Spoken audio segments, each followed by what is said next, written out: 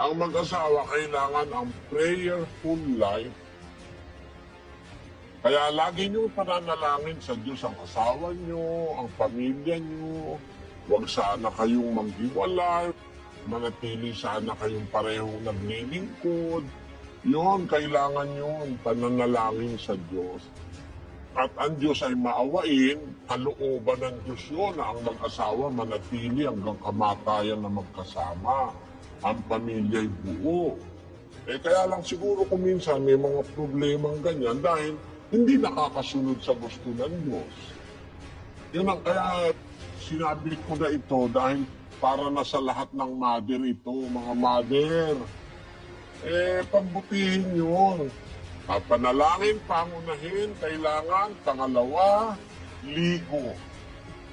Toothbrush. Yan. Para wag kayong iwan ng asawa nyo, karinyo. Pagdating ni Mister, punasan mo ng pawis. Kung gusto niya, halika, papaliguan kita.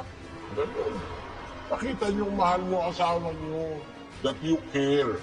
At hindi kanyo nila iiwan. Basta nalaman niyang mahal mo siya, manghihinayang siya na iwanan ka. Ganun yun.